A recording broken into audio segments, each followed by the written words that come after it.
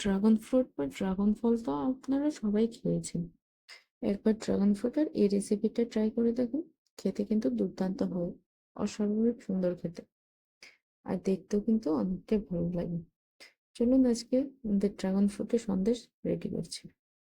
প্রথমে নিয়ে নিয়েছি ড্রাগন ফ্রুট একটা, সেটা ভেতরটা কিন্তু পিঙ্ক কালারের হয়, ড্রাগন ফ্রুট কিন্তু দু তিন কালারের হয়ে থাকে। তো সাথে নিয়ে নিয়েছি দুধ, চিনি, গুঁড়ো দুধ। আমরা এখানে পুরোটা ড্রাগন ব্যবহার করব না, হাফ আমাদের হয়ে যাবে। যেহেতু আমি দুধের পরিমাণ কম নিয়েছি, এখানে 500 ml দুধ নিয়েছি, সেই জন্য কিন্তু আমাদের হাফ একটা ড্রাগনেই কিন্তু হয়ে যাবে।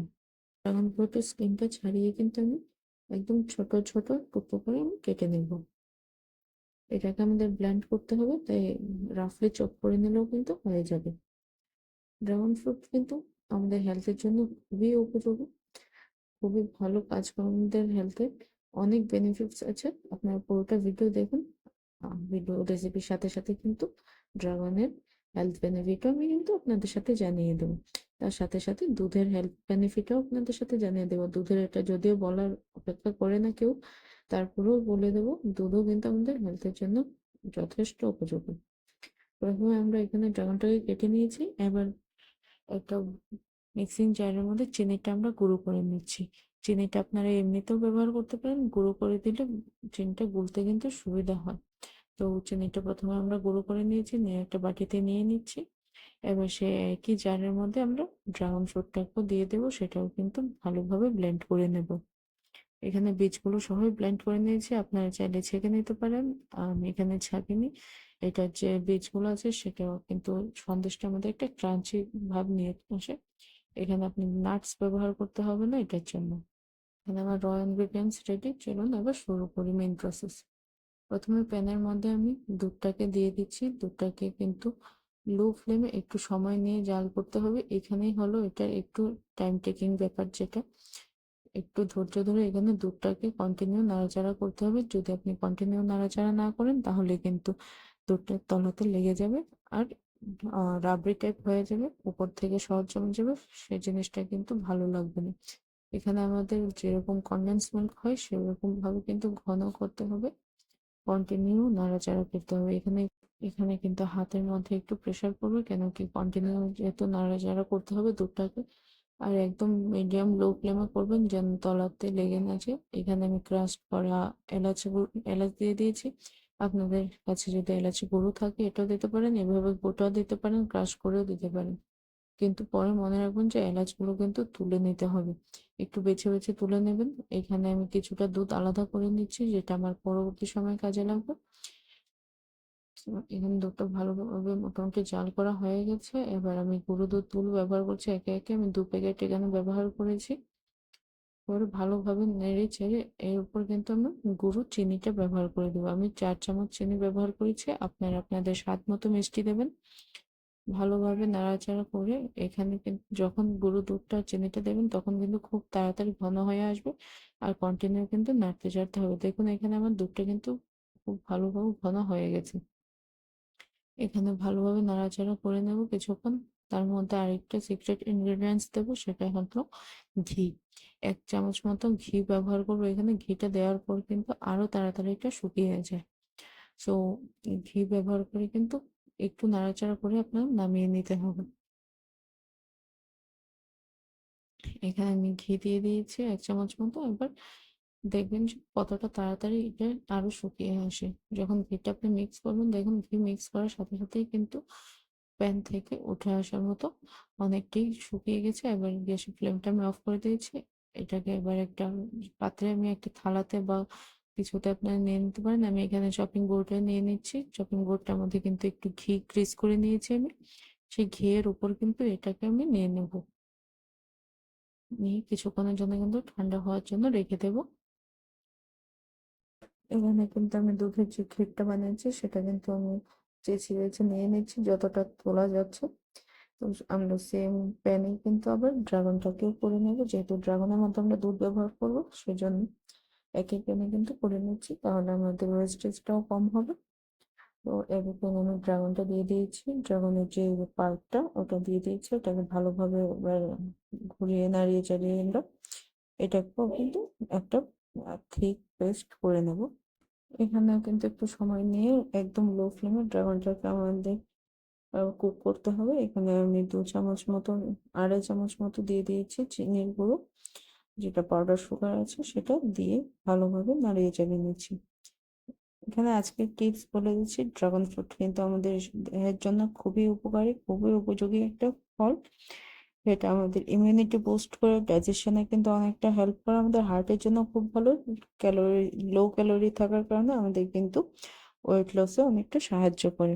তার সাথে সাথে ভিটামিন সি এবং ভিটামিন ই থাকার কারণে আমাদের স্কিন এবং হেয়ারের জন্য খুব ভালো কাজ করে। আপনি যদি একটা ব্যালেন্স ডায়েট নিতে চান, সেখানে কিন্তু আপনি ড্রাগন ফ্রুটটাকে অ্যাড করতে পারেন। তো এটা হলো আজকে ড্রাগনের বেনিফিটস।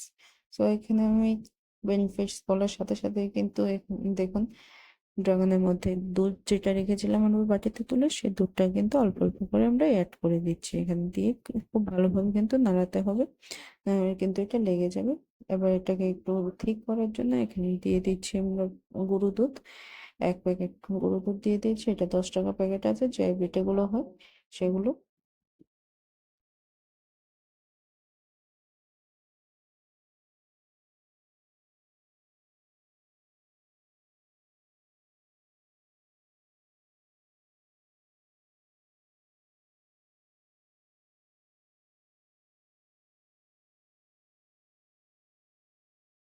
এবার এটাকে আমাদের ড্রাগন ফ্রুটটার সাথে খুব ভালোভাবে মিক্স করে নেব।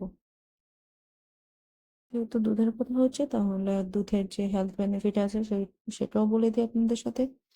দুধকে আমরা সবাই জানি যে সুষম খাদ্য হিসেবে পরিচিত। এর মধ্যে কিন্তু প্রত্যেকটা ভিটামিন ভরপুর থাকে। হ্যাঁ, ঠিক আছে, ভিটামিন সি থাকে না, আয়রন থাকে না, সেটা তাছাড়াও কিন্তু একটা হেলদি সুষম খাদ্য হিসেবে কিন্তু আমরা ধরি। এখানে কিন্তু দেখুন যে আমি ড্রাগন ফ্রুটের মধ্যে কিছুটা ঘি ব্যবহার করে দিয়েছি।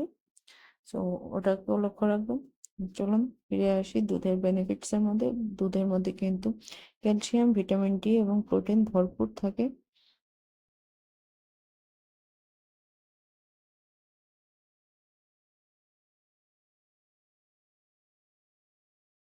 কিন্তু আমাদের হার্টের জন্য ভালো এবং আমাদের ব্রেনের জন্য ভালো।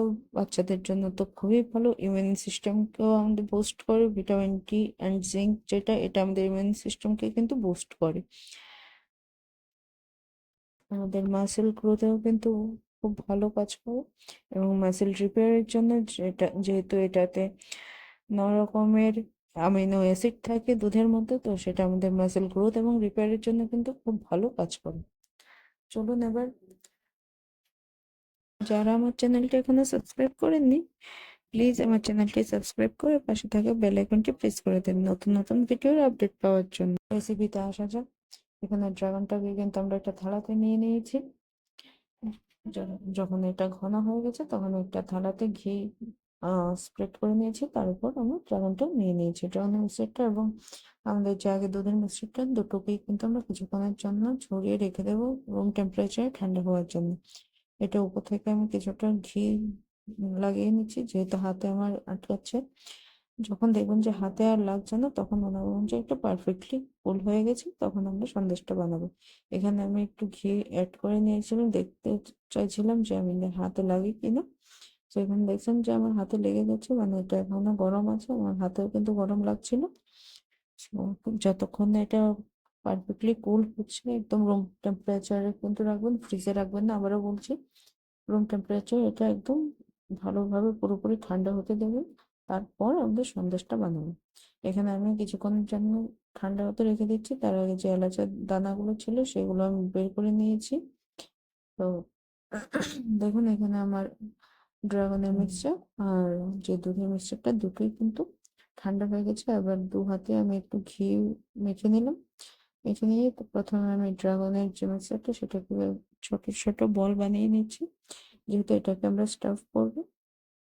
আপনি চাইলে কিন্তু দুধের মিক্সচারটাও স্টাফ করতে পারেন, ড্রাগনের মিক্সচারটা উপরে রাখতে পারেন। আমি এখানে ড্রাগনের মিক্সচারটা স্টাফ করবো। এবার দেখুন, কিছুটা দুধের মিক্সচার নিয়ে নিয়েছি হাতে, নিয়ে এভাবে ছড়িয়ে নিয়ে ভেতরে কিন্তু ড্রাগনের মিক্সচারটা স্টাফ করে দিয়েছি, দিয়ে এবার ভালোভাবে গোল করে রোল করে নিচ্ছি। খুব সুন্দর করে কিন্তু এখানে রোল হয়ে যাচ্ছে, একদম ক্র্যাক নেই, একদম ছোট ছোট বল হয়ে যাচ্ছে, দেখতে কিন্তু দুর্দান্ত লাগছে। একদমই কিন্তু ক্র্যাক পড়ছে না। যেখানে এইভাবে দেখবেন যে একটুকু দেখা যাচ্ছে ড্রাগনটা, সেখানে আর একটু দুধের মিক্সচারটা দিয়ে আপনি একদম খুব সুন্দর করে কোফতার মতো রোল করে নিন। যেভাবে আমরা গোলাপ জামুন বানাই বা রসগোল্লা বানাই সেভাবে কিন্তু রোল করে নিতে হবে। এবং খুব সুন্দরভাবে কিন্তু খুব ইজিলি কিন্তু হয়ে যাচ্ছে, হাতে একদমই লাগছে না।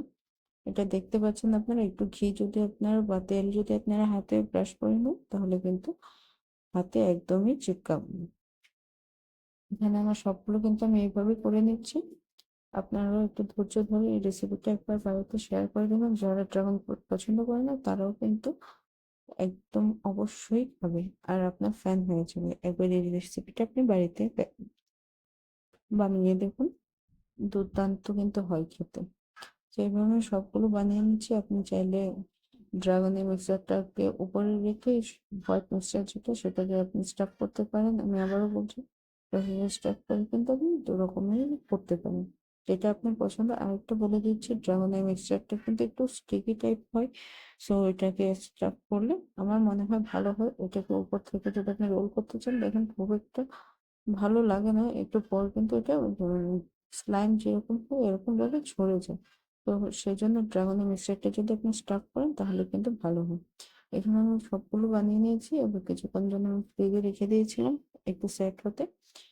তো 10 থেকে 15 মিনিট রেখে দেবেন। তারপর একটু যখন শক্ত ভাব হয়ে আসবে, আবার একটা যে কোনো কিছুতে আপনি যদি চান যে ডিজাইন দেবেন সেটাও করতে পারেন, বা এইভাবে আপনি সার্ভ করতে পারেন। আমি এখানে একটা ছাঁচ নিয়ে নিয়েছি, এটাতে উপর থেকে কিছুটা ঘি লাগিয়ে নিয়েছি।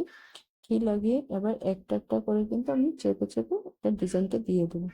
আপনি চাইলে কিন্তু এমনিতেও করতে পারেন। আমি একটু দোকানে যেভাবে ডিজাইন দেওয়া থাকে সুন্দর সেরকম ভাবে করার চেষ্টা করছি।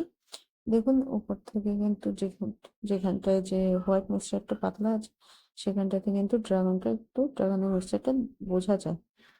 সো একটু দেখতেও কিন্তু কালার কম্বিনেশনটা খুব ভালো লাগে।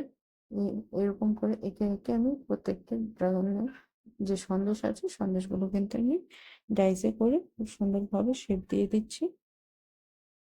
আপনারা চাইলে ওইভাবেও কিন্তু রোল করে যে গোল বলটা ছিল সেটাকে আপনি এমনিতেই সার্ভ করতে পারেন। তাছাড়া আপনার এটার উপর একটু শুকনো নারকেল কোড়া লাগিয়ে নিয়ে কিন্তু সার্ভ করতে পারেন। এটা আপনাদের পছন্দ। উপর থেকে ড্রাই ফ্রুটস দিয়ে সার্ভ করতে পারেন। আমি এখানে উপর থেকে একটু একটু ড্রাগন কেটে দিয়ে দিয়েছি, যেহেতু ড্রাগনের রেসিপি, ড্রাগনের একটু সন্দেশ, সো ড্রাগনটা একটা শো করা মাস্ট। এখানে আমি প্রথমে একটা প্লেটে নিয়েছিলাম, এখানে দেখুন আরেকটা প্লেটে একটু স্টাইল করে সাজিয়ে নিয়েছি। এখানে 2 পিস ড্রাগন দিয়েছি, মাঝখানে একটা পিস একটা সন্দেশ কিন্তু আমি কেটে দিয়েছি। ভেতরের স্টাফিংটা দেখুন পুরোপুরি বোঝা যাচ্ছে। আপনারা বাড়িতে একবার এই রেসিপিটা ট্রাই করে দেখুন। খুব বেশি ইনগ্রিডিয়েন্টস কিন্তু লাগে না, খুব সহজে খুব কম ইনগ্রিডিয়েন্টসই কিন্তু হয়ে যায়। Thanks for watching.